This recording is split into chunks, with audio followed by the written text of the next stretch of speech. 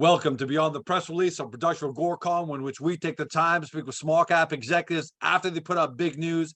If you're an investor that believes in the future of nickel and electric vehicles, then Power Nickel is the company you want to watch because they're an emerging growth company that's drilled one of the best nickel holes reported in recent history. And with us to talk about the company is Terry Lynch. He's the CEO of the company, trades in Canada, PNPN, for our friends in the US. PNPNF. For those new to the story, a couple of highlights. The NISK property is a huge land position with numerous historical high-grade nickel intercepts, a historical 43-1, and in a jurisdiction that's got both infrastructure and three other battery metal explorers, critical elements, Galaxy Resources, Nemaska Lithium. So they're in great company, and they've already got some great numbers. I already told you about one of the best nickel holes reported in history. They're targeting hopefully 8 to million tons of nickel in their upgraded 43101. We're expecting sometime this fall. Longer term, Terry has told us he's targeting 20 to 50 million tons over the next couple of years.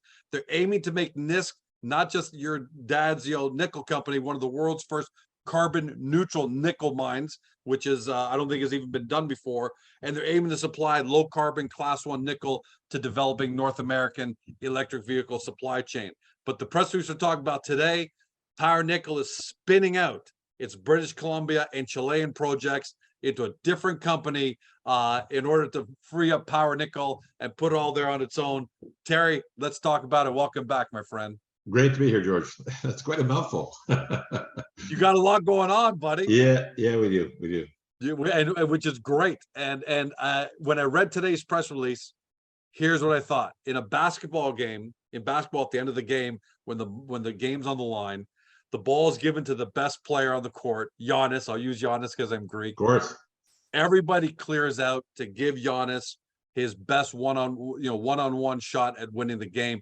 That's what it feels like you're doing here. It feels like you've got these great projects in British Columbia and Chile, and your royalty, but you're clearing them out for Power Nickel on its own to win the game. Is that what's going on here? Is that what it feels like? Yeah, NISK is such a special project. We want people to focus on what it can be and what it is now and where it's going. And we're obviously focused on becoming a nickel development story and hopefully in the not too distant future a nickel production story. So it's just an unbelievable asset. And now that it makes sense to focus on it and also to enable those other really good assets to have a window of their own opportunity so we can maximize our shareholder value. Does the impending 43101, was that the catalyst to finally making this this very big important corporate structural move? But is that the catalyst? Because the 431's coming September, October-ish, and yeah, that was definitely one of the considerations. And then we sort of felt that obviously the copper gold exploration plays had obviously not had a good run, but our sense is that good run is coming for them. It may not be this fall, but it's going to be soon, and it was time to prep that vehicle. So and honestly, the technology we're using at NISK, the ambient noise tomography that we're deploying to find the additional pods of nickel up there, that is a technology that's really got a lot of potential in Chile for our copper gold projects down there. Never been used in Chile yet. We'll be the first guys to use it, and we see that as really a big catalyst as well. And so we wanted to get it ready for that. Before we talk about the spin-off company, Consolidated Gold and Copper, I just want to end off with NISK because that's what everyone's watching you for right now. Yeah. That's the jewel. What's the status? We're sitting here near the end of July. What's its current status, and what does this second half of the year look like in 2023? Yeah, so we're gearing up for a big second half. So we're, as I said, we've deployed the ambient noise tomography. So we're doing that, adding that detailed deep seismic review of our project together with the airborne EM, the downhole EM, the gravity, and the IP to focus us on our next wave of drilling, which will start August 7th. And we'll go until the end of sometime in December, and wow. we'll drop a second rig in there in late September to drill our platinum PGM hole. That, remember, we had the almost 8 meters of 1 ounce material, so that was a winter target, but we figured out a way to get in there a little bit earlier with a second pad, and so that'll happen. So we're super bullish about our targets for the fall, and so from the milestone perspective, we've told the market that we expect that we'll be able to conclude something with a strategic partner, strategic investor, really, that would want to invest in Power Nickel and enable us to go forward with a feasibility study for NISK. That'll be a game changer for us, we think, in terms That's of unbelievable, Terry. Because you talked about when you announced some of those drill holes, you talked about the fact that you got the attention of some players. So it looks like that's coming to fruition. So that's coming rapidly forward. Then we'll have the metallurgical study out at the end of August from XPS. We'll have the updated 43-101, we think, end of September, early October. And then, of course, we'll start reporting drill results. So it's going to be action-packed, value-creating fall for our shareholders, we think, and we're excited to get at it. In the past, you said you were gunning for 8 to 10 million tons in this upgraded 43-101. I know you can't give a number, obviously, because it's not out yet, but are you feeling fairly confident you'll be somewhere in that range or close to it? Yeah, we think so. Yeah. We think that's the way the numbers shake out, and obviously we'll see when it comes out, but remember we had posted a 43-101 last August for 4 million tons that we had to pull because of the fact that the metallurgical study was outdated. If it was an Ontario company or a Quebec company, we would not have had to pull that. It would have been fine. But because we were BC reporting issue, we had to pull it, so we did. But nonetheless, that got us to a certain level. We know where that was. That was after we added like a million tons with a 2,500 meters of drilling. Well, we've done another 13 to 14,000 meters of drilling, and we're talking about maybe going 4 to 6 million more. We think that's certainly very doable. At the end of the day, a lot of it depends upon your design and approach, but we're feeling pretty comfortable that we'll have more than 100,000 tons of contained nickel, and that's the big number because that's when you're commercial, and we feel we're commercial now. And that's why we think that's why strategic partners are looking at getting involved with us now, because the other key thing is, George, this is just one pod. Every nickel sulfide mine in the history of time has always been multiple pods, multiple pearls, and so we've got one big one that's 8 to 10 or whatever it's going to be, but there's lots of indications that this is there's going to be multiple of these, we think, and one of the cool things about doing the ambient noise tomography is that quite often nickel is stacked. So we're basically at a surface to 200 meters, 300 meters. That's where it's at right now. Is there another one at 500 meters? Is there another one at 700 meters? Who knows? So this thing could be vertical too. So there's lots of bandwidth here. It's about a 7-kilometer ultramafic sequence. We've explored the top part of 1 kilometer. So this is a groovy situation. And you're not just talking the talk, because it does take a genius to infer if you got a second rig going up in September. You're not doing that, you're obviously doing that because you got a great deal of confidence in what you've got up there. That right?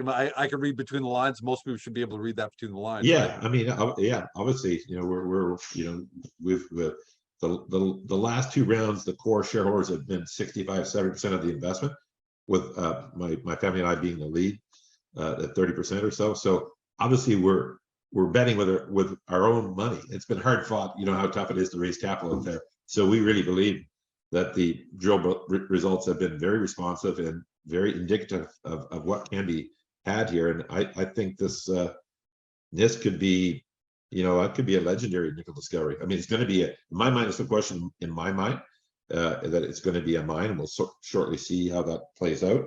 But it could be something really special, like Voisey Bay special. And you've said that before. I was just taking notes. Could be legendary. That's what I was looking down writing. But to say that it could be Voisey Bay, man, that's you don't say that lightly, right? Because that's the big data. Yeah, no. I mean, that's a and of course the proof will be in the drill bed, and we'll see. But I mean, what we like about this thing is that we stepped out 5 kilometers and we hit like a massive bonanza hole, and we did the airborne EM, and it shows lots of promise in between there. And this is what you see in big ore bodies. So, I mean, maybe it won't work out. I mean, that's obviously the case. Can happen lots like that. But I think the fact that the first pod is that substantial, I would like, I say, when I say to people that Lynn Lake was 22 million tons, that was another big ultramafic discovery in Canada, in Manitoba, and then Voisey Bay is over 50. I say certainly we think we're going to be in that range, and if this thing keeps going, then who knows? We're certainly it's possible. And the great thing from an investor's perspective is you're not paying for that. You're getting it for a lot less than what we've already found in the ground. You can match us up price for I'm talking nickel sulfides of 1% nickel EQ or better. You compare us with anybody across the planet, we're definitely got the most nickel in the ground, and the cheapest. So what's your nickel being priced at in the ground right now versus some of your comps? You know what, it gets there's so many variables in that, the prices you use, whatever. But when we compared ourselves, we looked at the ones that we sort of in our deck, when we have it in our PowerPoint, we talk about obviously Noront and what they got paid, what Wyloo paid, and then we look at Talon Metals is probably the most analogous, and looking at the fact that their deposit's worth probably around 400 million or so now. You've got Premier Nickel in Botswana, Magna up north, some of the Aussie companies. We look at those, so they range between 100 and 600 million, and we're at 25. You know what I mean? And we're maybe going to be, like if you look at Talon, maybe we're going to be 20-25% less grade, but still very healthy grade, and soon to be a comparable number. You know what I mean? On or 75-80%. Yet we're trading at I don't know, 7% of the value. It's crazy. And I'm not disparaging Talon, which I believe is a great project, and they're down too. I think that whole you're happy for them because that's where you want to get. No, because the nickel complex is undervalued relative, in my mind, to lithium. You think nickel's a lot harder to find than lithium, full on. Commercial nickel is way harder to find than lithium. The lithium is a production problem, not a discovery problem. There's lots of lithium out there. I've never heard it described that way. Yeah, it's a production problem. Nickel is a discovery problem, and then it's a production problem. But it's hard to find commercial quantities of it. And in the meantime, the macro for nickel just keeps getting stronger. So even though you had to pull your last 43-101 on that technicality, it hasn't exactly hurt you, right? Because demand for nickel, the macro nickel, is only getting stronger, correct? It is. I think like even like you see Toyota talking the solid state batteries, they have a lot of nickel in it. You know what I mean? So people say, well, maybe they're going to go LIFT, lithium iron, phosphate. And I say, yeah, I'm sure a chunk of the battery market will be that for very small commute cars in big urban centers, but it's never going to work in North America. Not for the wholesale thing. And there's going to be a spectrum of solutions for batteries, and nickel will be a big part of it. The forecasts are, I don't know, 72 nickel mines before 2035. BHP has come out and said they think they need 4 times as much nickel by that point in time. You're never going to get those numbers. It's just not possible to find it that quick. If it was that possible, it would have already been found. So and of course, all things are price sensitive. So nickel can't go to $40. It just will be nobody will have the batteries. So your price range for nickel is probably in the $10 to $15 range for it to be successful long term, I think. And yet nickel, nickel miners can make a lot of money there. And the other thing to do with nickel, when you look at the economics of it, the money in nickel isn't in mining. The money in nickel is in the finished products. So the refining. This is where the Vales and the Glencores and the Wyloos and Rio Tintos of the world have killed it. Right? They've just made so much money in that process. So for us, we're because of the unique supply chain dynamics in North America, there's a window of opportunity now for super small companies like Power Nickel that have great deposits that are potentially super compelling and attractive to get into that business as a partner. not that we would build it because we wouldn't have the expertise, No, but we but you could probably JV with George's nickel refining. yeah, exactly. So that would be the possible scenario, and then the economics become triple, because they're getting LME times 3, and that's where the real money is. And it's like to go from a basic plant to produce, a concentrate to a plant that could produce powders, anodes, and wire is probably costing an extra $150 million. And the great thing about Canada these days, and Quebec in specific, is the government's giving you massive incentive. So we can get half of that in tax credits from the Quebec government and the federal government. So it's never been a better time, honestly, to invest in critical mineral mining companies, especially in Quebec, ones that have got good resources. And from the consumer perspective, the investor perspective, these things are flat out on their chin. Since the Silicon Valley banking crisis, I think pretty much everything's down 20, 30, 40%. And the business models got much better. So it's like macro's never gotten better. I mean, people are saying, well, why do you say that? Well, it's because $60 billion has been committed. They're turning shovels and building these battery plants. Governments just gave a bunch, I don't know how many billion to Stellantis, how many billion to Volkswagen. I mean, these things are being built, folks. Even the U.S. Department of Defense is giving out money. Yeah, and of course they need materials. So it's just in my slide deck now, I actually show the TSXV index, which is at the bottom around 600 or something like that, 610, whatever. But it's like limping along the bottom. But when this thing rips, it'll go to 1200, it'll go to 2000. That's the index. If you actually pick the right ones with an index, so like I say to folks, so if you got in a little early, for a piece of your position, is that a bad thing that you're going to wait 6 months to make 3 or 4 times your money, and maybe over 2 years you might make 20 or 30 times your money? Those types of deals will happen. I believe it'll happen for power nickel, but that's for people to decide, and we'll see what goes on. But those opportunities are out there, and people need to find the courage to go against the herd and invest where the value is. The value has never been better than junior mining right now. It's ridiculous. Yep. And I want to make sure we're not giving out financial advice, but at the end of the day, Terry, the landscape better than everybody when there are imbalances. Now I'm going to remind people at home that, yeah, it's so much easier to buy stuff when everybody else is buying stuff, right? But let's remember one thing.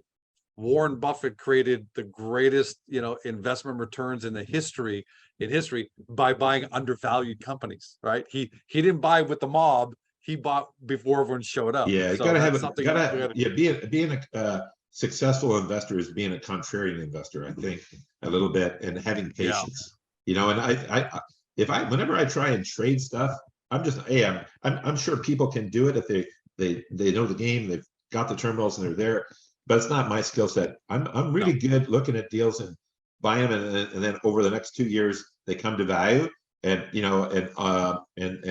that's when I make my really good deals. But if I'm thinking I'm going to buy it and in 6 weeks I'm going to sell it for double my money, that's a fool's game. I've never been good at that. So there are guys that can do it, but that's hard. And by the way, if we finish the interview there, we'd say, Terry, awesome, everything, all the ducks are lined up in a row. Can't wait to have you back at the end of August on the next thing. But you've got this spin out that's going to give investors a 25%. I don't want to call it a dividend, but a 25% benefit nonetheless, because a lot of that stock's going to go to Power Nickel on your balance sheet. Some of that's going to go directly to us on our allocation. So the story just keeps getting better and better for investors. They even got this nice bonus coming for you on the spin out, right? Yeah, we did it that way because I think most people have no clue that we have those assets. And they don't. And honestly, they're really great assets and could be spectacular. We're really bullish about both our BC project, which is in the heart of the Golden Triangle, literally the mountaintop that overlooks the town of Stewart, never been drilled, very exciting project. And then we got these massive projects in Chile that we always liked, and everyone loves these projects. But what's interesting there, it's in the desert in Chile, and desert exploration is tough, expensive, but there's been new technology. This ambient noise technology that we're using up at NISK is going to be a game changer in Chile, and we're going to be sending it down there after that. So we think this is a great way to sort of put those projects out into a separate entity so they can be valued separately. and it'll be financed separately from our balance sheet, so it won't no longer be a Yep. burden on the balance sheet. Yet it'll give we give 25% initially to our shareholders. Ultimately, more will come over time, but we do that so that we don't overwhelm the stock. So it's right structured right out of the gate. And then we also, George, may have noted that we kept it private initially. Yeah, I was going to ask about Okay, that. so why do I've we never do seen that? that before. Why do we do that? We do that because tactically, if you feel there are shorters in your company, like naked shorters, and Power Nickel has long felt that, and it's no secret that we believe that, and we have evidence to that effect. That one of the things that could be helpful, we believe, is to have this period of time where you're private, because they what happens all too often is there somehow, we don't know exactly how they do it, but these shorters are able to somehow paper over their transactions in some way, shape, or form, but they can't do that on a private transaction. So we feel that'll just put more of an impetus on them, closing out their trades and actually delivering their certificates, if that's a problem.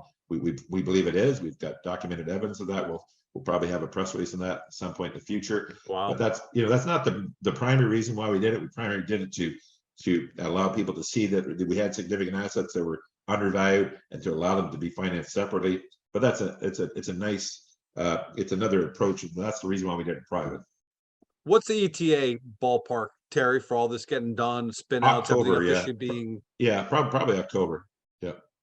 That's pretty quick, because I've seen a lot of these take 6-9 months. Yeah, we've been working on it for a long time. So we got the accountants doing the final piece now. Soon have the offering circular ready. And yeah, we'll look to get it done this fall for sure. Last question. What interests me a lot too is the 3% royalty on your Copequire project that's owned by Teck Resources. They have a right of first refusal, but that looks like that can bring in some serious money for you. And the great thing is non-dilutive money. Yeah, Talk to us a little bit about those details. Yeah, so we love that royalty, and we're giving it up because what we're seeing is, hey, maybe we can get something in the neighborhood of $5 million or so for that, and it's money we don't have to dilute NISK for.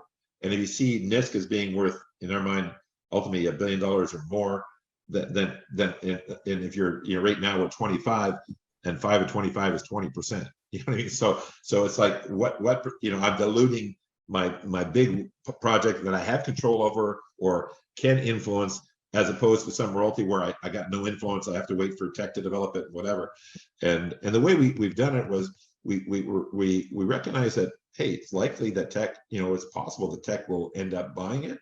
They have the first right of refusal. They can buy 1% for $3 million US, and so if in my mind, that would be the most logical thing to do. So what we've done is we're basically giving a $300,000 breakup fee to anybody we enter a deal with. So if they are unable to get it for whatever reason, they at least get they've been paid for doing their homework. And that's so smart, Terry, because otherwise can't why would you bother? the George of the world might say, well, Tech's just going to come take it from me anyway. Exactly. So why am you're I just using me? I'm going to waste my time. You say, no, George, if Tech takes it, you're going to get 300 grand for helping us catalyze the sale. And so right? we think that's money well spent for our shareholders to do that.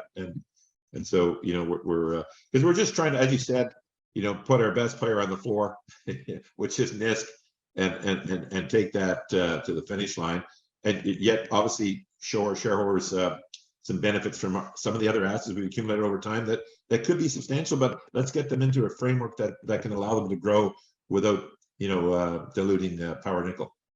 And most of us, last question to the last question, are not familiar with the market for royalties. So same question there on ETA. I know you can't give us specifics because it's not in your total control, but ballpark, is there a decent market for royalties? I know there are a lot of royalty companies out there. We've got a couple of people interested now, and the people that are interested, like in Chile, we have family offices. So think of it, if you're wealthy Chilean family, and there's many of such, and it's almost like buying timber. You're going to get this compound rate of return, but it might take you 5 years, 7 years, 9 years. Now that's not for everyone, But if you're a significant family office that's got a lot of assets, and it's like they can't screw that one up, because ultimately it's going to be like it's 100 million tons of ore grade copper moly right now. Didn't find the supergene.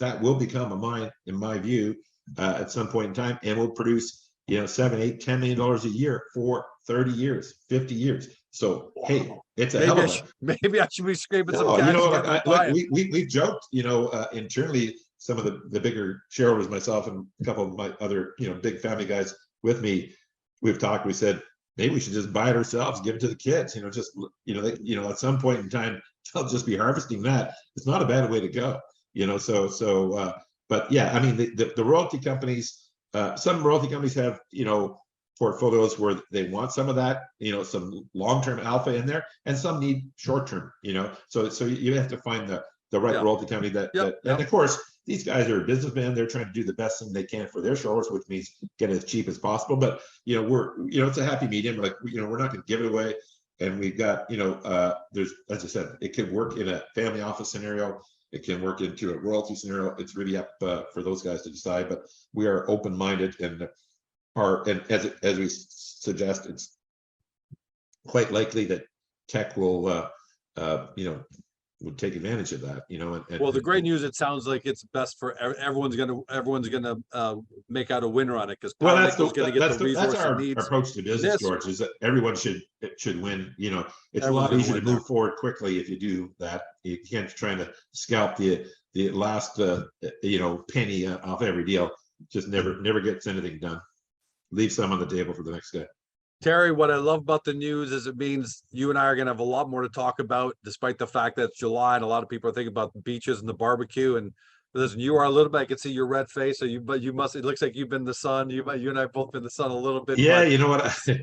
I was down south, and I literally don't go swimming except for the end of the day, but I went with a buddy swimming for an hour.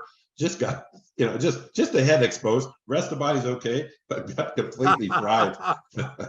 Anyway. Well, listen, keep yourself healthy at least until the 4-3-1-1 and the spin out and the royalty sales takes place. All right, then. Absolutely. Okay, but George. Until then, we need you, buddy. All right. All right, pal. Listen, good talking to you, George. Have a great day. And always great talking to you, Terry. I think I speak on behalf of all shareholders when I say thanks so much for how you've moved Power Nickel along, how you positioned it. This next 6 months, right into the end of December, is going to be a great ride, buddy, and I can't wait to take it with you. Good stuff, George. Thank you. For everybody at home, you've been watching or listened by podcast on Spotify, Google, Apple, your favorite podcast platform, to Terry Lynch. He's a CEO of Power Nickel, trades in Canada, PNPN. For our friends in the US, PNPNF. For those new to the story, you've seen the spin out news, you watch this video and you want to know more, get to the company's profile page on Agoracom to get that good overview of the company and what it's doing. And then once you've got that under your belt, get over to the company's website, do your deep dive due diligence. Thanks for joining us. Have a great day. See you next time. Hey guys, this video is over, but don't forget to help your company by liking it and even leaving a comment below. And then don't forget to help yourself by subscribing to our channel and never missing another great Agoracom small cap video.